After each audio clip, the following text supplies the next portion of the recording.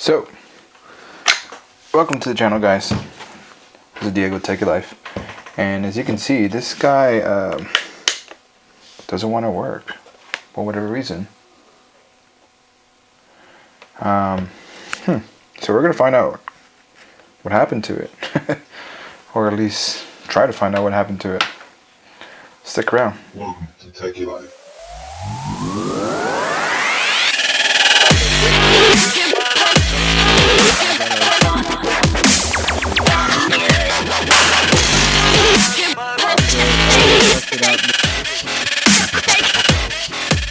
Alright, so first things first. Welcome to the channel again, guys. For those of you that don't know me, I'm Diego, and I like to do video tags or tech videos or videos of tech, repairs, unboxings, or anything that I want to talk about. So if you haven't subscribed, please subscribe, and I appreciate y'all. So anyways, so this guy right here doesn't want to turn on. I want to go into some depth into trying to take this apart and kind of trying to figure out what is the issue here. Okay. Now, I realized it was bad, so I used my other one. I have another one here at my house that this is a good one, obviously, and I'm using both the same power supply, so I know the power supply is good. That would be the first thing that I would change out. So still didn't turn on. Oh well. So one thing that we have to do here, I'm going to show you this. Y'all know how this pops off. So there's actually, in order to remove this, there's 4 T7 screws. So it'll be T as in the Torx. It's very hard for you to see here. Let's see if I can zoom in. It's the one with like the octagon or hexagon type of thing. Anyways, it's called a T7, Torx 7. So there's 4 screws that we need to remove here. There'll be one on here, one on here, and then there's 2 here at the very with the lip of it. So that's that. Now I've already removed that one on this one. Give me a sec here. There we go. And by removing that, you see this top lid pops off. Now you got to be very careful when you're removing this, because if you don't remove it slowly, you're gonna do basically damage this. So I've already removed it here, but if we look at this here inside, there's a little ribbon cable. This ribbon cable flexes out and it actually attaches to this little clip here. So before you remove it, you want to make sure that you release the clip here. There's like a little latch, it goes up and down like that. So once it's here, you pop it out, you release it, then you can take the whole thing out.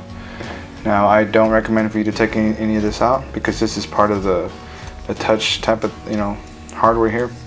So yeah, just don't mess with any of this stuff in here.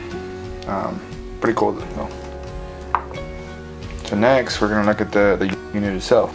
We're gonna, let's see here, there's a couple more screws here, 1, 2, 3, 4, and then we got to remove here. It should be T7 as well. These are fairly easy to remove here. And I bought this screwdriver from Harbor Freight. If y'all want to know where to get it, let's just look for ones that are called precision screwdrivers or precision sets.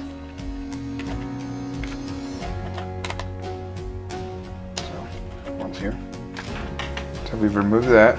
Let's see if this pops out here. Just be very gentle, because you don't know. Oh yeah, there's this little rubber band type of deal here. A little gasket has to be removed as well. So as you can tell, I mean, Google has implemented a pretty good design. or at least I guess quality oriented design here. There's even a little foam here wrapped around this power cord, or not the power, this is the actual where the audio goes to. I'm not sure what this is, but anyways, let's see if we can just remove this here. Oh, it goes this way. There we go. Let's go ahead and remove that. Let's go ahead and remove power to the speakers. And we can now start to remove the board here. So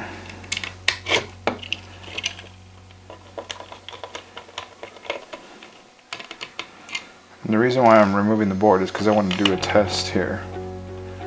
I got a couple of test points I want to look at to see why is it's not turning on or what.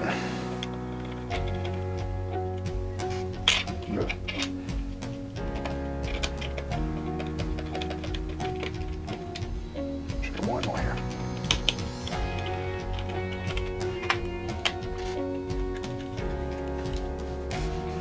So we should be able to slide this off, and there's our main board here.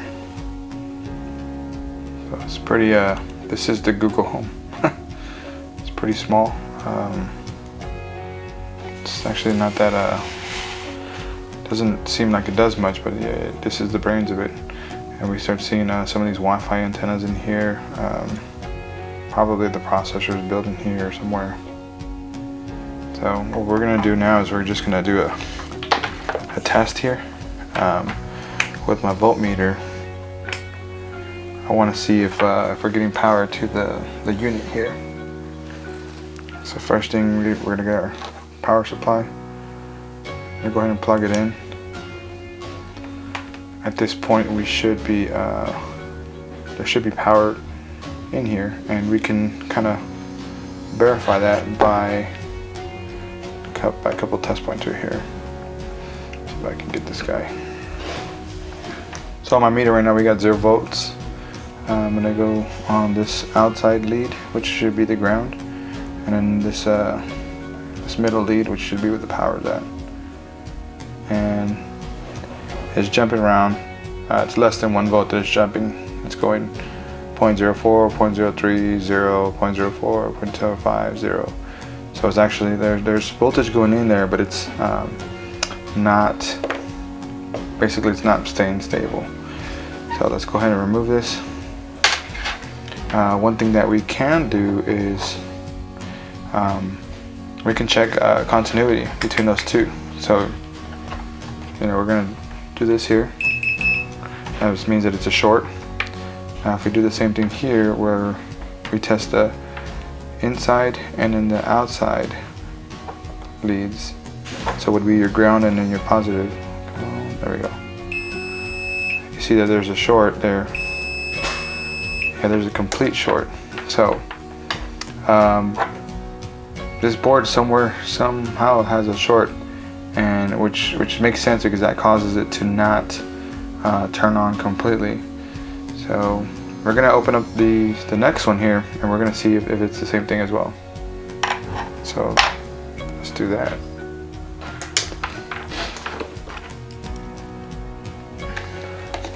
I'll go through all these screws again. Oh yeah. And the screws are kind of tight at first, so just give you a heads up. And I think I might have rounded my screw here.